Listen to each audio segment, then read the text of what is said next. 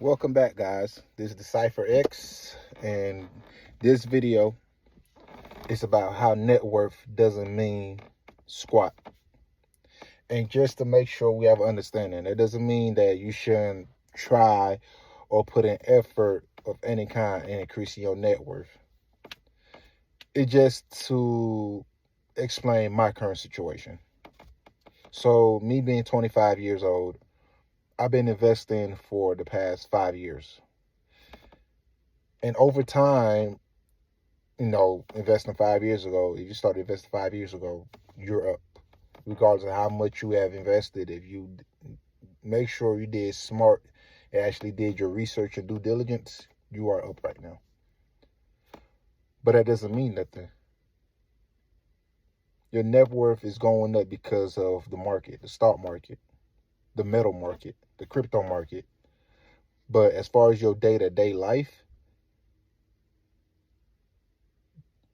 that doesn't have no real effect on your day-to-day life unless you start living off it. And for most people, such as, let me speak for me. For me, I can't do that. I can't live off my net worth yet. And most of my net worth are in liquid form. I got gold, got precious metal, plan on adding silver soon. But until I sell those assets, it don't do nothing for me. It just numbers on the screen going up. And I know some people will say dividends, but I haven't reached that point where I could pay major bills with dividends. I only get a couple within a month, within a year, probably under $2,000 in dividends. And that's pretty good, being 25 and having how much I have invested in all markets. But that's not no real mover. They ain't moving nothing for real. So when I say net worth mean nothing, it's in the aspect of your day-to-day life. Like when I go to the grocery store, I have to use the money I just did 50, 60, 70 hours for to pay the groceries, to pay my rent, to pay my car insurance, to pay my utilities, to pay for all that. I'm not using my net worth. I'm not using no dividends or asset appreciation from my portfolios or anything that I have in my asset column. I'm using my active income. Net worth is mostly passive income. Let me go back. Net worth is you putting your active income in hope, and the appreciation is passive. That's my understanding of it. So as I hit a certain milestone a year ago, now I'm about to hit another milestone. If the market don't make a U-turn pretty soon, and I'm watching my net worth go up, boom, shooting through the roof. But I'm looking at my day-to-day transactions and finance, and I'm dipping in my savings account. To buy this. To make sure I can make this credit card payment. And honestly, I'm grateful. I'm grateful for the position I'm in. I'm grateful to have assets that appreciate. I'm grateful. I'm very much grateful to know and have the whereabouts to invest early, especially 5 years ago when I was 20. Most people my age that I know don't really invest in the stock market or crypto or gold or any other kind of market out there. And I really feel for them because they just getting the negative part of prices going up. I'm getting a little bit of both so I can understand, oh man, this going up, it's affecting my pockets now.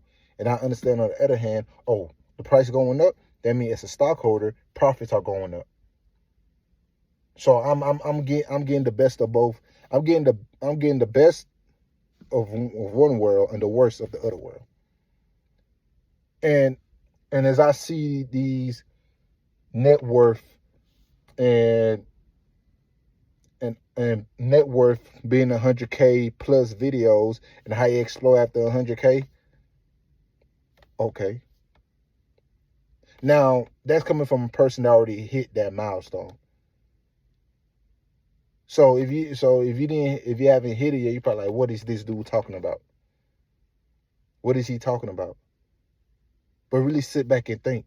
Once you hit the milestone, the only thing left to do is to move up another milestone. Until you start living off your net worth, off your portfolio, your crypto, whatever it is, real estate. Until you start living off that, it don't mean nothing on your day-to-day life. Now, in the long term, your net worth is very impactful. That's what you will leave to your kids. That what your kids will eat off of. That's their foundation. That's my perception of it. That's my kids' foundation. And as I sit back and think, all the hard work and grind that I've done over the past few years, all the self-improvement and self-reflection, just to sit back and think that I still can't truly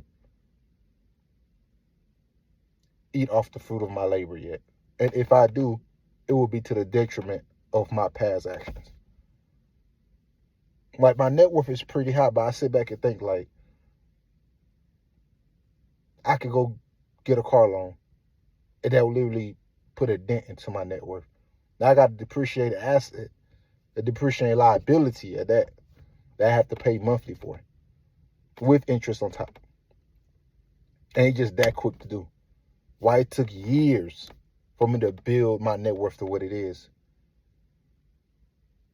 And that will lead me to another video, because I heard this argument, cash flow versus net worth.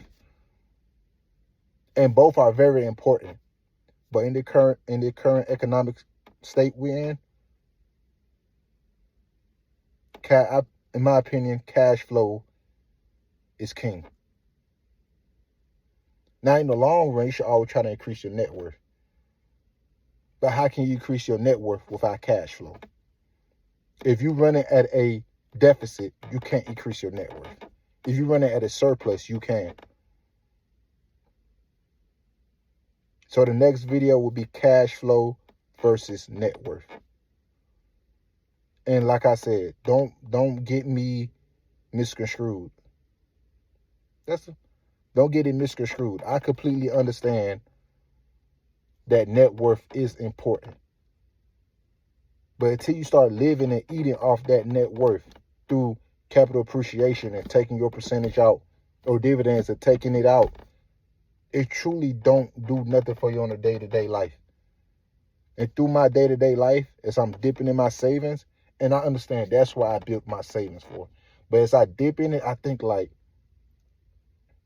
because my savings go toward my net worth. But the market have went up more than I have taken out of my savings. So overall, I'm at a positive, but nonetheless, I'm still dipping in my savings. And I'm thankful that I have a savings. I'm thankful that I made that foundation for me to make sure I'm not swimming naked.